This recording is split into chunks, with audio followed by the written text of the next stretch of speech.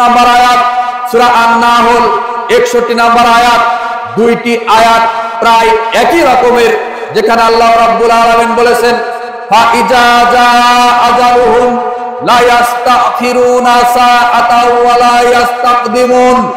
হে দুনিয়ার মানুষ, তোমরা জেনে রাখো, যখন কারো মৃত্যুর সময় উপস্থিত হয়, একজন হোক, একাধিক ব্যক্তি হোক, কোন গোত্র হোক, যখন কারো মৃত্যুর ফায়সালা হয়ে যায়, তখন এক মুহূর্ত আগ পিছ হবে না, যথা সময়ে তার মৃত্যু হবে, এক সেকেন্ড কম বেশি হবে না। নির্ধারিত সময়ে মৃত্যুর স্বাদ আমাদের সবাইকেই গ্রহণ করতে হবে।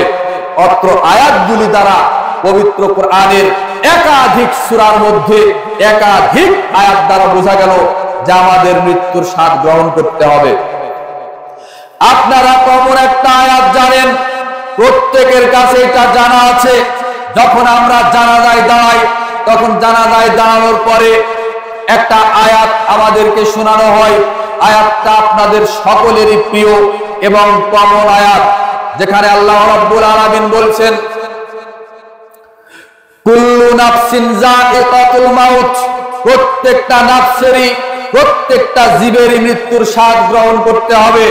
এই আয়াতটা পাবেন সূরা আম্বিয়া 35 নম্বর আয়াতের প্রথমেই পেয়ে যাবেন, যেখানে আল্লাহ রাব্বুল আলামিন বলেছেন কুল্লু নাফসিন যায়িকাতুল মাউত, প্রত্যেকটা জীবেরই, প্রত্যেকটা নাফসেরই মৃত্যুর স্বাদ গ্রহণ করতে হবে।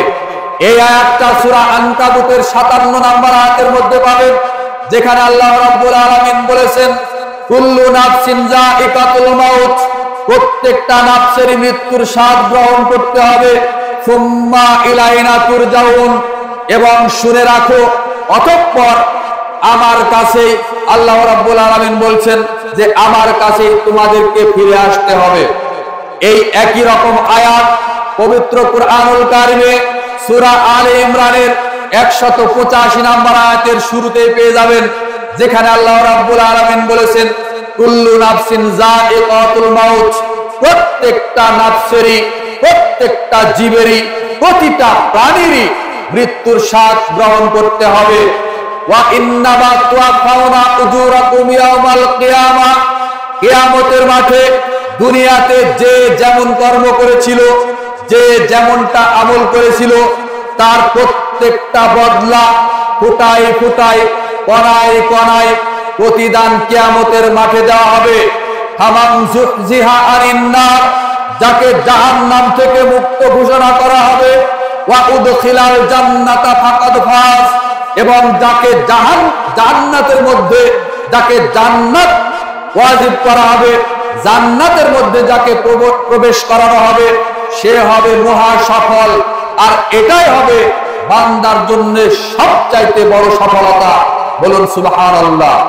ওয়ামাল হায়াতুদ দুনিয়া ইল্লা মাতাউল গুরুর, পক্ষান্তরে আল্লাহ রাব্বুল আলামিন বলেছেন হে দুনিয়ার মানুষেরা, হে আমার বান্দারা, তোমরা জেনে রাখো, এই দুনিয়ার জগৎটা একটা খেল তামাশার বস্তু ছাড়া অন্য কিছু নয়। এই পার্থিব জগৎটা, এই দুনিয়ার জগৎটা, অর্থ সম্পদ, ব্যবসা বাণিজ্য, চাকরি বাকরি, ছেলে মেয়ে, যত খেল তামাশা আছে, আল্লাহ রাব্বুল আলামিন বলেছেন সূরা আলে ইমরান 185 নম্বর আয়াত খুলে দেখুন, আল্লাহ রাব্বুল আলামিন বলেছেন ওয়ামাল হায়াতুদ দুনিয়া ইল্লা মাতাউল গুরুর, পক্ষান্তরে এই দুনিয়ার জগৎটা, এই দুনিয়ার পার্থিব জগৎটা একটা খেল তামাশার বস্তু ছাড়া অন্য কিছুই নয়। মৃত্যুকে স্মরণ করতে হবে। মৃত্যুকে স্মরণ করার জন্য সদা প্রস্তুত থাকুন। আল্লাহ রাব্বুল আলামিনের নবী মুহাম্মদ রাসূলুল্লাহ সাল্লাল্লাহু আলাইহি সাল্লাম বলেছেন তোমাদের মানুষের মধ্যে ওই ব্যক্তি সবচাইতে বড় বুদ্ধিমান ও সবচাইতে বড় জ্ঞানী, যে তার মৃত্যুকে সব সময়ের জন্য কি করে? স্মরণ করে। মৃত্যুকে স্মরণ করিয়ে দিয়েছেন কুরআনের আয়াত নাজিল করে স্বয়ং আল্লাহ। মৃত্যুকে স্মরণ করিয়ে দিয়েছেন আমাদের নবীর কাছে এসে আল্লাহর পক্ষ থেকে বার্তাবাহক ফেরেশতা জিবরাইল আলাইহিস সালাতু ওয়াস সালাম, জিব্রাইল আলাইহিস সালাতু ওয়াস সালাম রাসূল সাল্লাল্লাহু আলাইহি সাল্লামের কাছে আসলেন। সাহল ইবনে সাদ রাদিয়াল্লাহু তাআলা আনহু قال رسول الله صلى الله عليه وسلم جاء جبريل عليه الصلاه والسلام الى النبي صلى الله عليه وسلم فقال একদিন হঠাৎ করে জিব্রাইল আলাইহিস সালাতু ওয়াস সালাম রাসূল সাল্লাল্লাহু আলাইহি সাল্লামের কাছে আসলেন। আসার পরে বললেন, হে আল্লাহর নবী, ইসমা শিক্তা ফা ইন্নাকা মাইতুন। হে আল্লাহর নবী, আমি বার্তাবাহক ফেরেশতা জিব্রাইল আল্লাহর পক্ষ থেকে আপনার কাছে এসেছি। আপনাকে কয়েকটা সংবাদ দিব, কয়েকটা সতর্কবাণী করব, আপনি মনোযোগ দিয়ে শুনেন। ইসমা শিক্তা ফা ইন্নাকা মাইতুন। এই দুনিয়ার জীবনে আপনি যতদিন ইচ্ছা জীবন অতিবাহিত করুন, যতদিন ইচ্ছা আপনি বেঁচে থাকার চেষ্টা করুন, থাকতে পারবেন। তবে আপনি এটা মনে রাখুন যে আপনি এই দুনিয়ার মায়া ত্যাগ করে আপনাকে চলে যেতে হবে, অর্থাৎ আপনার মৃত্যুর স্বাদ গ্রহণ করতে হবে। ওয়া আহবিব মান আহবাবতা ফা ইন্নাকা মা ফারিকুহু। আপনি এই দুনিয়াতে যার সাথে ইচ্ছা আপনি বন্ধুত্ব করুন। আপনি মহিলা বান্ধবী বানাবেন, বন্ধু বানাবেন, না পুরুষ বন্ধু বানাবেন, সেটা আপনার ইচ্ছা। এখানে নারীর নাম করেও বলেননি জিব্রাইল আলাইহিস সালাতু ওয়াস সালাম, পুরুষের নাম করেও বলেননি, শুধু এতটুকু বলেছেন, ওয়া আহবিব মান আহবাবতা ফা ইন্নাকা মা ফারিকুহু। আপনি যার সাথে ইচ্ছা বন্ধুত্ব করুন, বন্ধুত্ব স্থাপন করুন, কোনো সমস্যা নেই। কিন্তু আপনি এটা মনে রাখবেন যে আপনাকে ওই বন্ধুর মায়া ত্যাগ করে এই দুনিয়ার বুক থেকে বিদায় নিয়ে চলে যেতে হবে, বন্ধু বান্ধবীদেরকে ছেড়ে চলে যেতে হবে। তিন, ওয়ামাল আহবিব মান আহবাবতা ফা ইন্নাকা মাজজিউন বিহি। দুনিয়ার জমিনে আপনি যা ইচ্ছা আমল করুন, যা খুশি তাই করুন, যা ইচ্ছা আপনি আমল করুন, করতে পারবেন, কোনো সমস্যা নেই। তবে আপনি এটা মনে রাখবেন যে আল্লাহর কাছে গিয়ে এই দুনিয়ার আমলের হিসাব আল্লাহর কাছে আপনাকে দিতে হবে। তার মানে নবী করিম সাল্লাল্লাহু আলাইহি সাল্লামকে আল্লাহর পক্ষ থেকে বার্তাবাহক ফেরেশতা জিব্রাইল আলাইহিস সালাতু ওয়াস সালাম এসে তিনটি কথা স্মরণ করিয়ে দিয়েছেন। আমি আবারও স্মরণ করায় দিই, মনে করিয়ে দিই আপনাদেরকে। জিব্রাইল আলাইহিস সালাতু ওয়াস সালাম প্রথম যে বাক্যটা আল্লাহর নবীকে বলেছেন, এক, হে আল্লাহর নবী, আপনি এই দুনিয়াতে যতদিন ইচ্ছা বেঁচে থাকুন, জীবন অতিবাহিত করুন, কিন্তু আপনি এটা মনে রাখবেন এই দুনিয়ার জীবনের মায়া ত্যাগ করে আপনার মৃত্যুর স্বাদ গ্রহণ করতে হবে, আপনাকে এই দুনিয়া ছেড়ে চলে যেতে হবে। দুই, আপনি যার সাথে ইচ্ছা বন্ধুত্ব করুন, কিন্তু আপনি এটা মনে রাখবেন দুনিয়ার জমিনে যত বন্ধু আপনার থাক, এই বন্ধুদেরকে ছেড়ে বন্ধুদের মায়া ত্যাগ করে আপনাকে চলে যেতে হবে। তিন, দুনিয়াতে আপনি যা খুশি আমল করুন, আমল আপনি করতে পারেন ইচ্ছা মতো, কিন্তু আপনি এইটা মনে রাখবেন যে আল্লাহর কাছে গিয়ে দুনিয়াতে যে আমলটা আপনি করেছিলেন এই আমলের হিসাব আল্লাহর কাছে গিয়ে আপনার দিতে হবে। এই তিনটি কথা আল্লাহর পক্ষ থেকে জিব্রাইল আলাইহিস সালাতু ওয়াস সালাম এসে যদি আমাদের নবীকেই স্মরণ করিয়ে দেন, তাহলে আজকের দিনে আমরা যারা এই দুনিয়া নিয়ে মত্ত মাতাল হয়ে আছি, যারা এই দুনিয়া নিয়ে দুনিয়া করে যারা আল্লাহকে ভুলে যাচ্ছি, নবীকে ভুলে যাচ্ছি, পরকালকে ভুলে যাচ্ছি, মৃত্যুকে ভুলে যাচ্ছি, আমরা এমন কি হয়ে গেলাম যে আমরা মৃত্যুকে স্মরণ করি না? আমরা আমাদের যে মৃত্যু হবে এইটা কেন স্মরণ করি না? আমাদেরকে যে কবরে যেতে হবে এটা কেন আমরা স্মরণ করি না? আমাদেরকে কাল কিয়ামতের মাঠে আল্লাহর সামনে দাঁড়াতে হবে এটা আমরা কেন হিসাব করি না?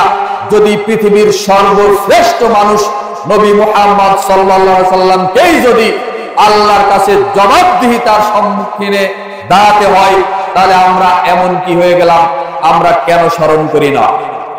যে হাদিসটি বললাম সিলসিলা আহাদিসুস সাহিহা প্রথম খণ্ডের মধ্যে পেয়ে যাবেন 832 নম্বর হাদিস, হাদিস সহিহ।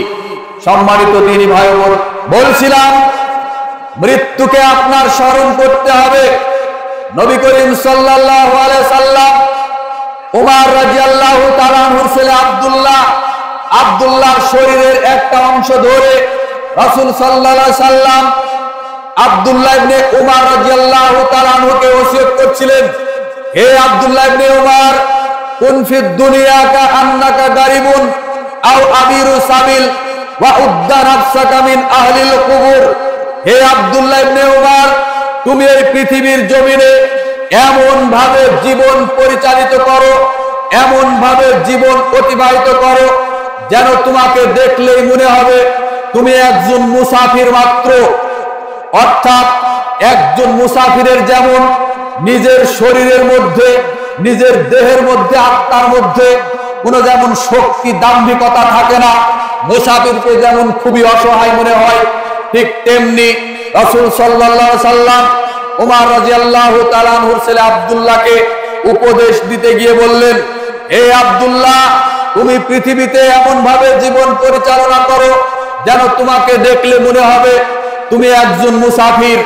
এই ওসিয়ত, এই উপদেশ রাসূল সাল্লাল্লাহু আলাইহি সাল্লামের কাছ থেকে শোনার পর থেকেই আব্দুল্লাহ ইবনে উমর রাদিয়াল্লাহু তাআলা আনহু যেখানেই যেতেন তার সঙ্গী সাথীদের উদ্দেশ্যে বলতেন, হে আমার সঙ্গী সাথীরা, তোমরা শুনো, ইজা আসবাহতা ফালা তানতাযিরুস সাবাহা ওয়া ইজা আসবাহতা ফালা তানতাযিরুল মাসাআ। আব্দুল্লাহ ইবনে উমর রাদিয়াল্লাহু তাআলা আনহু বলতেন, হে আমার সঙ্গী সাথীরা, তোমরা আজকে যারা সকালকে ফিরে পেয়েছো, তোমরা কেউ এইটা আশা করো না তারা আবার সন্ধ্যাকে ফিরে পাবে। তোমরা যারা আজকে সন্ধ্যা রাত্রি ফিরে পেয়েছো, কেউ এইটা আশা করো না যে আগামীকাল আবার সকালকে ফিরে পাবে। তার মানে আব্দুল্লাহ ইবনে উমর রাদিয়াল্লাহু তাআলা আনহু কত সুন্দর বাক্য তার সঙ্গী সাথীদের উদ্দেশ্যে বলেছিলেন। যারা আজকে আমরা সকাল পেয়েছি, কেউ নিশ্চিতভাবে বলতে পারবো না যে আমরা আবার সন্ধ্যা রাতটাকে ফিরে পাবো। যারা এখন রাত্রে আমরা অবস্থান করছি, যারা রাতটাকে ফিরে পেয়েছি, আমরা কেউ গ্যারান্টি দিয়ে নিশ্চিতভাবে বলতে পারবো না আমরা আগামীকাল আবার সকাল পর্যন্ত জীবিত থাকবো, ফিরে পাবো। বলেন, কেউ কি বলতে পারবে কিনা? প্রশ্নই আসে না। যে হাদিসটি বললাম সহিহুল বুখারী ৬ষ্ঠ খণ্ডের মধ্যে পেয়ে যাবেন, ঢাকা তাওহীদ প্রকাশনী থেকে ছাপানো, যেটা বাংলাদেশে অনুবাদ হয়েছে, ৬ষ্ঠ খণ্ড ৬৪১৬ নম্বর হাদিস। হাদিস আয়নার মতো পরিষ্কার ভাবে দেওয়া আছে, দেখার চেষ্টা করবেন, বোঝার চেষ্টা করবেন। এ পর্যায়ে আমি একটু আপনাদের কালেকশনের ব্যবস্থা করছি, কালেকশনের জন্য একটু উদাত্ত আহ্বান করছি। আপনারা দয়া করে মৃত্যুকে স্মরণ করা নিয়ে রাসূল সাল্লাল্লাহু আলাইহি সাল্লাম ওমর রাদিয়াল্লাহু তাআলা আনহুর ছেলে আব্দুল্লাহকে সুন্দর একটা উপদেশ দিয়েছিলেন। আব্দুল্লাহ ইবনে উমর রাদিয়াল্লাহু তাআলা আনহু তিনিও যখন তার সঙ্গী সাথীদের সাথে উঠা বসা করতেন, তিনিও ওসিয়ত করতেন যে, হে আমার সঙ্গী সাথীরা, তোমরা যারা সকাল পেয়েছো তারা কেউ আশা করো না যে সন্ধ্যাকে ফিরে পাবে, আর যারা সন্ধ্যাকে ফিরে পেয়েছো তারা কেউ আশা করো না যে তোমরা আবার সকালকে ফিরে পাবে। এভাবেই চলতে হয়, মানুষকে অনুধাবন করতে হয়, বুঝে চলতে হয়। আলী রাদিয়াল্লাহু তাআলা আনহু উপদেশ দিতে গিয়ে তার সঙ্গী সাথীদেরকে বলেছিলেন, ইত্তাহালাতিদ দুনিয়া মুদবিরাতান ওয়াত্তাহালাতিল আখিরাতু মুকবিলা। এই দুনিয়ার মানুষ, তোমরা শুনে রাখো, এই দুনিয়ার বয়স শেষ হয়ে যাচ্ছে, আখিরাতের বয়স শুরু হতে যাচ্ছে। এই দুনিয়াটা তোমাদের পিছন দিকে চলে যাচ্ছে, আর আখিরাতের বয়সটা শুরু হতে যাচ্ছে।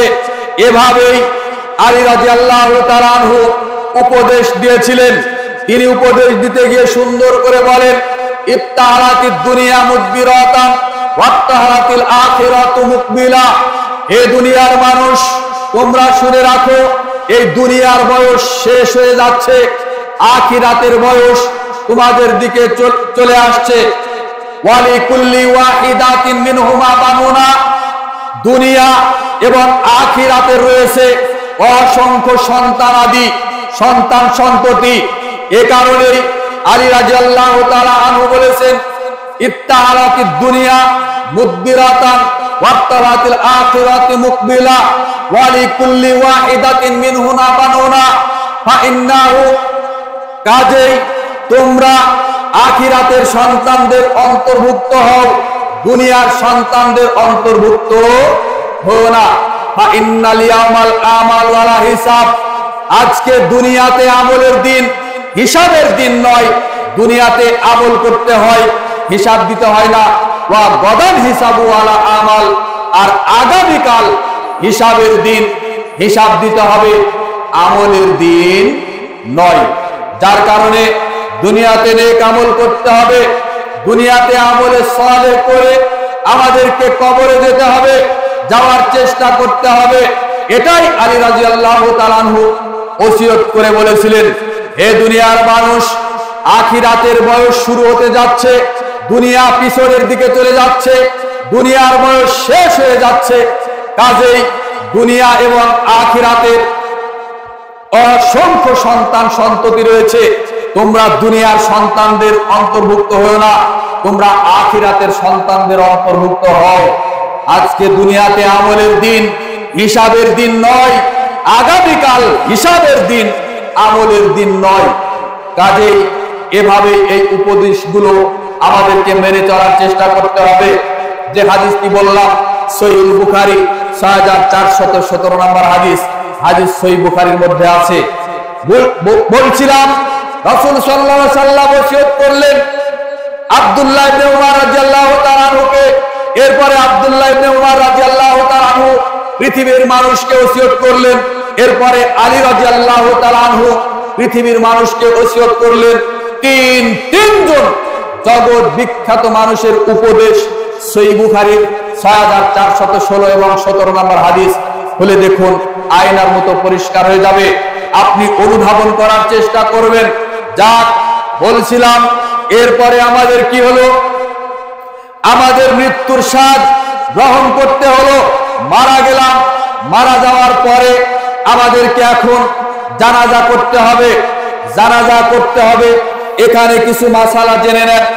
যদিও এই পরিবেশে আমার বক্তব্যটা তেমন একটা দিতে ভালো লাগছে না, আলোচনা যেহেতু মাথার মধ্যে ঢুকে গেল, আমি বলি, জানাজা যখন আপনি করবেন, জানাজায় অ্যাকচুয়ালি বিশুদ্ধ মত এবং সুন্নাহ কুরআন হাদিস থেকে পর্যালোচনা করলে, গবেষণা করলে যেটা পাওয়া যায়, এবং বড় বিদ্যাঙ্গন ফতোয়া দিয়েছেন, কলমে ফতোয়া দিয়েছেন যে যারা বেনামাজি এদের কোনো জানাজা চলবে না। বেনামাজি মুসলমান নয়, বেনামাজি কাফের। বেনামাজিকে আল্লাহ কাফের বলেছেন, বেনামাজিকে আল্লাহর নবী কাফের বলেছেন, বেনামাজিকে সাহাবীরা কাফের বলেছেন, বেনামাজিকে তাবেঈনরা কাফের বলেছেন, বেনামাজিকে মুহাদ্দিস উলামায়ে কেরামগণ কাফের বলেছেন। যা একাধিক কোরআনের আয়াত এবং একাধিক হাদিস দ্বারা প্রমাণিত রয়েছে। তার মধ্যে দুই একটা আপনাকে দলিল দিই। সূরা মুদ্দাসির 42, 43, 44 নাম্বার আয়াত খুলে দেখেন। জাহান্নামীরা যখন জাহান্নামে যাবে, জান্নাতীরা যখন জান্নাতে যাবে, তখন জাহান্নামীদেরকে জিজ্ঞাসা করা হবে, মাসালাকাকুম ফি সাকার, হে জাহান্নামীরা, তোমরা কেন জাহান্নামে ঢুকলে? কিসে তোমাদেরকে জাহান্নামে নিক্ষেপ করলো? ক্বালু লাম নাকু মিনাল মুসাল্লিন, জাহান্নামীরা জাহান্নামের ভিতর থেকে বলবে, দুনিয়াতে আমরা 5 ওয়াক্ত নামাজ পড়তাম না, আমরা মসজিদে যেতাম না, নামাজ পড়তাম না, নামাজ ত্যাগ করার কারণে আজকে আমাদের জন্য জাহান্নাম অবধারিত হয়ে গেছে। নাউযুবিল্লাহ মিন যালিক। তার মানে বোঝা যাচ্ছে বেনামাজি যারা, দুনিয়াতে যারা নামাজ পড়েনি, তাদের মৃত্যুর পরে জানাজার নামাজের কোনো দরকার নাই। কিন্তু মুসলিম সমাজে, আমাদের মুসলিম দেশে, আমাদের মুসলিম সমাজে যদি বেনামাজি কোনো নামি দামি ব্যক্তি হয়, দুনিয়া অর্জন করেছে, দুনিয়াবি খ্যাতি, মান, যশ, সম্মান অর্জন করেছে, এর জানাজাতে লোক সংখ্যা সবচাইতে বেশি হয় না কম হয়? বেশি হয়। কিন্তু কুরআন হাদিসের কোন জায়গাতে আপনি এরকম বর্ণনা খুঁজে পাবেন না যে যারা বেনামাজি, একেবারে নামাজ কালামের ধার ধারেনি, এদের জানাজা করতে হবে এরকম কোনো বর্ণনা পাবেন না। 10 লক্ষ হাদিসের হাফেজ ইমাম আহমদ ইবনে হাম্বল রাহিমাহুল্লাহ সেই আজ থেকে প্রায় 1000 বছর পূর্বে তিনি বলেছিলেন যে বেনামাজির কোনো জানাজা হবে না, বেনামাজিকে মুসলমানের কবরস্থানে কবর দেওয়া যাবে না, বেনামাজিকে নতুন কোন কাফনের কাপড় দেওয়া যাবে না, বেনামাজিকে মুসলমানের কবরস্থানে কবর দেওয়া যাবে না, বেনামাজিকে একেবারে দূরে কোথাও নিয়ে গিয়ে ভক্ত করে শিয়াল কুকুর শ্রীগাল গরু বাছুর মরে গেলে যেভাবে পুঁতে রাখা হয় বেনামাজিকে ওই রকম ভাবে পুঁতে রাখার নির্দেশ ইমাম আহমদ ইবনে হাম্বল দিয়েছিলেন আজ থেকে প্রায় 1000 বছর পূর্বে, যিনি ছিলেন 10 লক্ষ হাদিসের হাফেজ। বলছিলাম জানাজা শুরু হয়ে গেল, লোকটা নামাজি, জানাজা করলেন। জানাজার সালাতে কোনো মুখে নিয়ত উচ্চারণ হবে না, নিয়ত হবে অন্তরে। জানাজার সালাত আদায় করবেন। লোকটা যদি মুসলিম হয়, লোকটা যদি নামাজি হয়, তাহলে তার জানাজার সালাত আদায় করতে হবে। জানাজায় যেটা সর্বপ্রথম করতে হবে, কাতার আপনি 3টা করেন আর 300টা করেন, কাতার করতে হবে। জামাতে দাঁড়াবেন। সর্বপ্রথম জানাজার সালাতের নিয়ত হবে কি? জানাজার সালাতের নিয়ত অন্তরে হবে, মুখে শুধু আল্লাহু আকবার বলে উচ্চারণ করতে হবে। জানাজার সালাত 4 তাকবীরে আদায় করতে হয়। কিভাবে আদায় করবেন? জানাজার সালাতে দাঁড়িয়ে গেলেন, প্রথম তাকবীর দিলেন, তাকবীর দেওয়ার পরে সানা চলবে না। আমাদের দেশে যেটা করা হয় সেটা হলো নামাজের ভিতরে 5 ওয়াক্ত নামাজে বা অন্যান্য যে সালাতের মধ্যে সালাতের নিয়ত করা হয় সেখানে সানা পড়তে হয় বা বাইত বাহিনী পড়তে হয়, কিন্তু জানাজার সালাতে সানা বাইত বাহিনী চলবে না। সরাসরি নিয়ত করে আল্লাহু আকবার বলে হাত বুকে বাঁধার পরে আউযু বিল্লাহ বিসমিল্লাহ নীরবে পড়বেন। এরপরে সরাসরি আলহামদুলিল্লাহি রাব্বিল আলামিন অর্থাৎ সূরা ফাতিহা তিলাওয়াত করবেন, পাঠ করবেন। সূরা ফাতিহা ব্যতীত কোনো সালাত হবে না।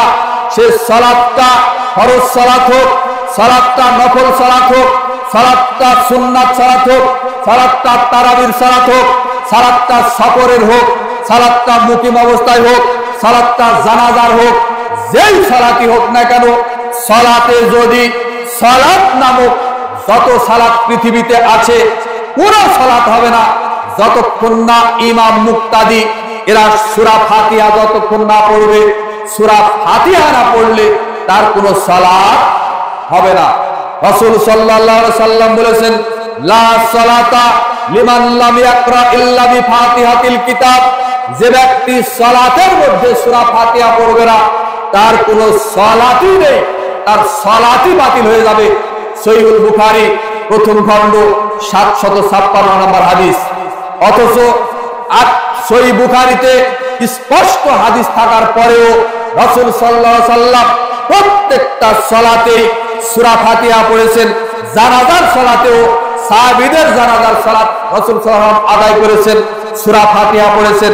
সাহাবীরা আবার অনেক সাহাবীদের জানাজার সালাত আদায় করেছেন, সূরা ফাতিহা পড়েছেন। একাধিক হাদিস বর্ণিত হয়েছে। অথচ আমাদের দেশের এক শ্রেণীর মাযহাবী ভাইয়েরা জানাজার সালাতে এমনকি অন্যান্য সালাতেও সূরা ফাতিহা পড়ে না। বুঝে আসে না আমাদের তারা কেন এরূপ করে। সম্মানিত দ্বীনী ভাই বোন, বলছিলাম জানাজার সালাত আদায় করবেন, সূরা ফাতিহা হয়ে গেল, অন্য একটা সূরা পড়লেন, এরপরে আবার আল্লাহু আকবার বলে হাত উত্তোলন করে দ্বিতীয় তাকবীর, এরপরে দরুদে ইব্রাহিম যেটা আপনি সালাতের শেষ বৈঠকে পড়ে থাকেন, দরুদে ইব্রাহিম সম্পূর্ণটাই পড়লেন, পড়ার পরে আরেকটা আল্লাহু আকবার বলে তৃতীয় তাকবীর দিলেন। এরপরে জানাজার সালাতের জন্য দোয়া, মৃত ব্যক্তির জন্য দোয়া, দোয়া আপনি 2-3টা দোয়া সহিহ হাদিস দ্বারা বিদ্যমান রয়েছে, সেটা পড়তে পারেন, আপনি পড়তে পারেন। আল্লাহুম্মা গফিরলি হাইয়িনা ওয়া মাইয়িতিনা ওয়া শাহিদিনা ওয়া গায়বিনা ওয়া সগীরিনা ওয়া কাবীরিনা ওয়া যাকারিনা ওয়া উনসানা আল্লাহুম্মা মান আহইয়াইতাহু মিন্না ফাআহইহি আলাল ইসলাম ওয়া মান তাওয়াফাইতাহু মিন্না ফাতাওয়াফাহু আলাল ঈমান আল্লাহুম্মা লা তাহরিমনা আজরাহু ওয়া লা তাফতিননা বাদা। হয়ে গেল। এই দুয়ার মধ্যে উপস্থিত অনুপস্থিত নারী পুরুষ এবং জীবিত মৃত প্রায় 8 শ্রেণীর মানুষের জন্য এই জায়গাটাতে দোয়া করা হয়ে গেল। এরপরে আপনি মৃত ব্যক্তি, যে ব্যক্তি মারা গেছে, লাশ তো সামনে আছে, তার জন্য স্পেশাল, তার জন্য খাস একটা দোয়া আছে, আল্লাহুম্মা গফির লাহু ওয়ারহামহু। এই দোয়াটা পরিপূর্ণ আপনি পড়ে নেবেন। নেওয়ার পরে আল্লাহু আকবার বলে চতুর্থ তাকবীর হয়ে গেল। এরপরে ডান দিকে আসসালামু আলাইকুম ওয়া রাহমাতুল্লাহ, বাম দিকে আসসালামু আলাইকুম ওয়া রাহমাতুল্লাহ বলে সালাম ফিরিয়ে দিলেন। ব্যাস, শেষ। জানাজার সালাত শেষ হয়ে গেল। এবার আপনি লাশটাকে খাঁটি মাটি যেটাকে আমরা বলি, এই লাশটাকে কাঁধে নিলেন, কবরস্থানে গেলেন। যাওয়ার সময় খাঁটি মাটি যখন আপনি নেবেন, নেওয়ার সময় দোয়া করছেন যে লা ইলাহা ইল্লাল্লাহ মুহাম্মাদুর রাসূলুল্লাহ অথবা কালেমা শাহাদাত পাঠ করছেন। আবার এই কাঁধ থেকে আরেক কাঁধ কখনো খাঁটি মাটি রাখছেন মাটিতে, আবার কাঁধে নিচ্ছেন। এগুলা নেহাত পাগলামি ছাড়া অন্য কিছু নয়, এগুলির কোনো বিধান নেই। যার লাশ নিয়ে কবরে চলে গেলেন। যাওয়ার পরে এবার লাশটাকে আপনি আস্তে করে কবরে রাখবেন। কবরে এখানে একটা কথা বলে রাখি, কবরে যেরকম ভাবে লাশ রাখার সহি পদ্ধতি, নিয়মটা হলো কবরে লাশটাকে ঠিক ডান কাতে রাখতে হবে। এটাই হলো সুন্নাত। অথচ আমাদের দেশে, আমাদের এলাকায় লাশটাকে একেবারে সিধ করে শুধুমাত্র মুখটা কিবলার দিকে ঘুরিয়ে দেওয়া হয়। মাথা উত্তর দিকে থাকে, কবরে পা দক্ষিণ দিকে থাকে, সিধ করে শোয়ানো হয়, আর মুখটাকে শুধুমাত্র কিবলার দিকে ঘোরানো হয়। এটা কোরআন হাদিস দ্বারা সাহাবীদের কোনো আমল, নবী রাসূলদের কোনো আমল খুঁজে পাওয়া যায় না। যার এটা সুন্নাত বিদআত এটা পরে, তবে সুন্নাত যেটা হলো লাশ রাখার সহি নিয়ম হলো, বিশুদ্ধ পদ্ধতি হলো ঠিক ওইভাবেই রাখবেন যেভাবে রাসূল সাল্লাল্লাহু আলাইহি ওয়াসাল্লাম ঘুমানোটা শিক্ষা দিয়েছিলেন। যেমন আমরা যখন ঘুমাতে বিছানায় যাই, যখন আমরা ঘুমাই, তখন ডান কাতে ঘুমিয়ে পড়ি এবং ডান কাতে ঘুমানোর সময় একটা দোয়া পড়ি, বিসমিল্লাহি। ডান কাতে ঘুমানোর সময় একটা দোয়া পড়ি, আল্লাহুম্মা বিআসমিকা আহমুতু ওয়া আহিয়া। আল্লাহর নামে মৃত্যুবরণ করছি, আল্লাহ চাইলে আবার মরণ থেকে জাগ্রত হব। অর্থাৎ ঘুমটাও একটা মৃত্যুর সাথে তুলনা করা যায়। ঘুম ভাঙলে সকাল, আর ঘুম না ভাঙলে পরকাল। যাক, লাশটাকে ডান কাতে রাখবেন। রাখার সময় আপনি এবার একটা দোয়া করছেন, বিসমিল্লাহি মিল্লাতি রাসূলুল্লাহ। আল্লাহর নামে, আল্লাহ রাসূলের দলে উঠিয়ে দিলাম। এই যে দেখেন, আপনি বেনামাজি যারা ইসলাম বিরোধিতা করেছে, যারা দুনিয়াতে ইসলামের শত্রুতা করেছে, ইসলামের বিরোধিতা করেছে, যারা আল্লাহর দাম দেয়নি, আল্লাহর নবীকে মানেনি, সেই বেনামাজি হোক বা কাফের হোক, ধর্মত্যাগী হোক, এদেরকে যখন আপনি কবরে লাশটা নামাচ্ছেন, তখন আপনি বলছেন বিসমিল্লাহি আলা মিল্লাতি রাসূলুল্লাহ। ওর দুনিয়াতে আল্লাহর দরকার হয়নি, ও বেঁচে থাকা অবস্থায় আল্লাহর নবীর দরকার হয়নি, ও মারা গেছে, ওকে এখন কেন আপনি বলছেন বিসমিল্লাহি আলা মিল্লাতি রাসূলুল্লাহ? আল্লাহর নামে আল্লাহ রাসূলের দলে তুলে দিলাম। আল্লাহ রাসূলের ঠেকা বাঁধেনি। ওর মতো পাপিষ্ঠকে সুপারিশ করে আল্লাহ রাসূল তার নিজের দলে নেবেন, এটা আল্লাহ রাসূলের ঠেকা বাঁধেনি। যাক, বলছিলাম এই দোয়া করে নামানোর পরে কবরে নামালেন, নামানো হয়ে গেল। এরপরে যেটাই হোক, আপনি বাঁশের খাটিনি, বাঁশের মাচা দেন বা তক্তা দেন, পলিথিন দেন, দিলেন। দেওয়ার পরে এবার আপনি দোয়া পড়ছেন। সেটা হলো কি? দোয়া পড়ছেন মাটি দেওয়ার সময়তে, মিনহা খালাকনাকুম ওয়া ফিহা নুঈদুকুম ওয়া মিনহা নুখরিজুকুম তারাতান উখরা। এটা হলো কোরআনের আয়াত। কোরআন মাজিদে আয়াত আছে, যেখানে আল্লাহ রাব্বুল আলামিন বলছেন আমি মানুষ সৃষ্টি করেছি মাটি দ্বারা, এই মাটির মধ্যে তোমাদেরকে আসতে হবে, আবার কিয়ামতের মাঠে আমি মাটি থেকে তোমাদেরকে জীবিত করব। এটা কোরআনের আয়াত। কোরআনের আয়াত যেখানে আছে এর অর্থ যা হবে আল্লাহ যেটা বুঝিয়েছেন সেটা আপনি না বুঝে একজন মানুষকে কবর দেওয়ার সময় আপনি দোয়া করছেন, যা বিদআত। এইটা দ্বারা কবর দেওয়ার, মাটি দেওয়ার, কবরে মাটি দেওয়ার দোয়াটা নয়। এইটার উদ্দেশ্য আল্লাহ রাব্বুল আলামিন সমস্ত মানুষকে সৃষ্টি করেছেন মাটি থেকে, মাটির মধ্যে তাদেরকে যেতে হবে, মাটি থেকে আল্লাহ তাদেরকে আবার উত্তোলন করবেন। কিন্তু রাসূল সাল্লাল্লাহু আলাইহি সাল্লাম সাহাবীদেরকে মাটি দেওয়ার সময় কবরে শুধুমাত্র বিসমিল্লাহ বলে 3 বার মাটি দিয়েছেন। এটা হলো সহিহ হাদিস দ্বারা প্রমাণিত আছে, এটাই করবেন। অনেক মানুষ বলে বাবা আমি ওই দোয়া জানি না, বিসমিল্লাহ বলে মাটি দিই। যে জানে না ওটাই সঠিক, ওটাই আল্লাহ রাসূলের তাই সঠিক, ও সহিহ আমলি করে। বলছিলাম মাটি দেওয়া হয়ে গেল। উসমান ইবনে আফফান রাদিয়াল্লাহু তাআলা আনহু যখন কবরের কাছে যেতেন তখন হাউমাউ করে কান্নাকাটি করতেন। উসমান রাদিয়াল্লাহু তাআলা আনহুকে বলা হলো, হে উসমান ইবনে আফফান, আপনার কাছে জান্নাতের আলোচনা করা হয়, আপনি কাঁদেন না। আপনার কাছে জাহান্নামের আলোচনা করা হয়, আপনি কাঁদেন না। কিন্তু আপনি কবরস্থানে আসলে লাশ দাফন করার পরে এই দৃশ্যের সময় আপনি কেন কাঁদেন? উসমান ইবনে আফফান রাদিয়াল্লাহু তাআলা আনহু বললেন, হে আমার সঙ্গী সাথীরা, তোমরা শুনে রাখো, নিশ্চয়ই রাসূল সাল্লাল্লাহু আলাইহি ওয়াসাল্লাম বলেছেন, ইন্না আউয়ালু মানজিল মিন মানাজিলাল আখিরাহ, নিশ্চয়ই এই কবরের প্রথম মঞ্জিল হলো, আখিরাতের প্রথম মঞ্জিল হলো এই কবর। ফাইন্নাযা মিনহু ফামা বা'দাহু আইসারু মিনহু, কেউ যদি এই কবরে বেঁচে যায় তাহলে আখিরাতের যত মঞ্জিল আছে সব জায়গাতে ওই বান্দা মুক্তি পেয়ে যাবে।